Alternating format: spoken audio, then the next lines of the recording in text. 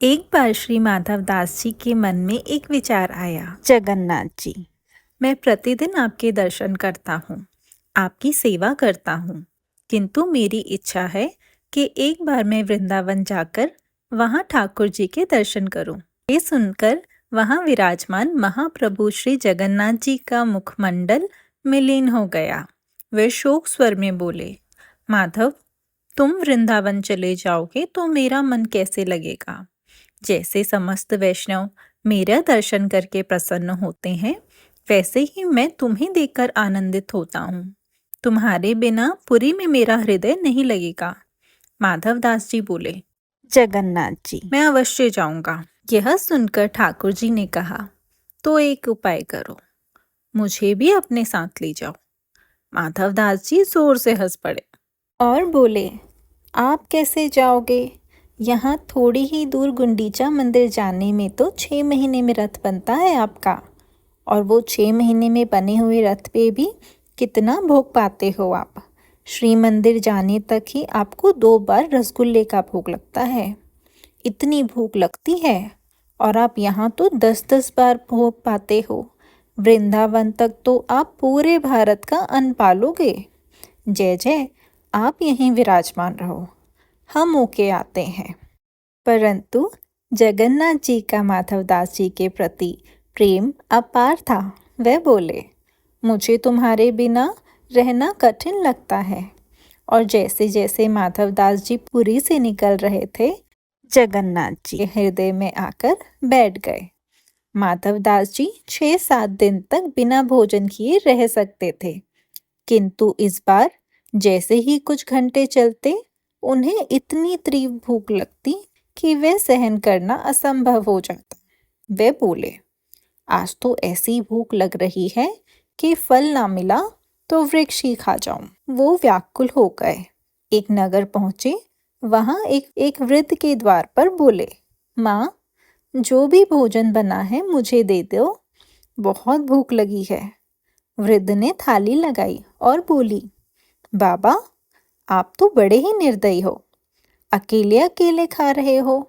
आपके बगल में बैठा सांवला बालक टुकुर टुकुर आपकी थाली देख रहा है, उसे क्यों नहीं खिला रहे? माधवदास जी चकित हो गए। माँ, मेरे संग तो कोई नहीं आया। वृद्ध बोली, कैसे कह रहे हो? ये तो घुंघराले केश वाला श्याम वर्ण बालक बैठा है। ये कौन सा बालक है जिसे तुम संग लिए हो? कहीं तुम इसे हर कर तो नहीं ला रहे? तभी माधवदास जी को सत्य का आभास हुआ। उन्होंने आंखें मूंद कर कहा, अरे, तो आप आ ही गए प्रभु। मेरे अंतःकरण में विराजमान हो गए। मेरे साथ वृंदावन चल रहे हैं। अब जो यात्रा 1 माह में पूर्ण होनी थी, वह 6 महीने तक खिंच गई, क्योंकि हर 10 कदम पर माधवदास जी को भूख लगती। वास्तव में यह भूख केवल उनकी नहीं थी, जगन्नाथ जी की स्वयं थी। उनके हृदय में बैठे माधवदास जी मन ही मन कहते, प्रभु, थोड़ा धैर्य रखिए, सामने गांव है, वहीं भोजन करवाऊंगा।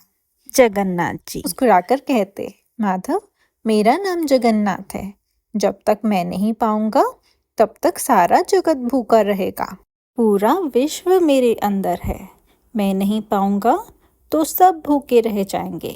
वृंदावन जैसे ही पहुंचे, माधवदास जी ने चने खरीद लिए। अब जब भी भूख लगती, वे चने खा लेते।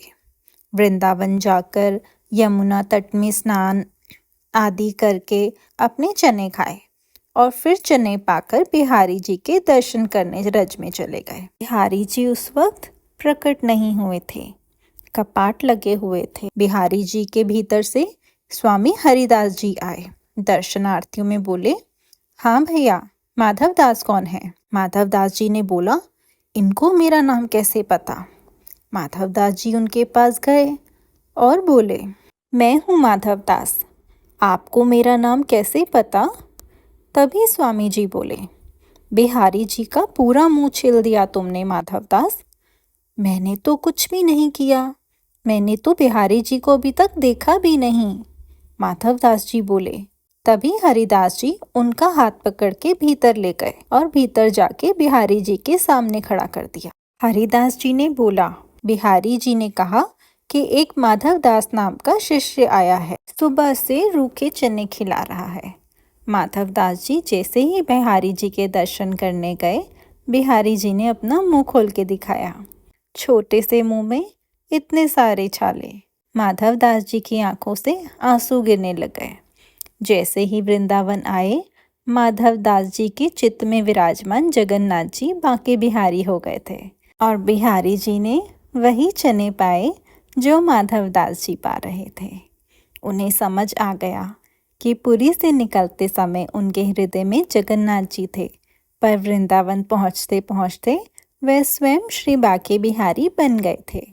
माधव दास जी हृदय से बोले, प्रभु, आपने मुझे पूर्ण रूप से स्वीकार कर लिया।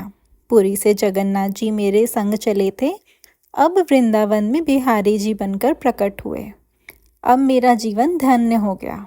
स्वामी हरिदास जी ने कहा, जब तक वृंदावन में हो, मंदिर में ही भोजन करना।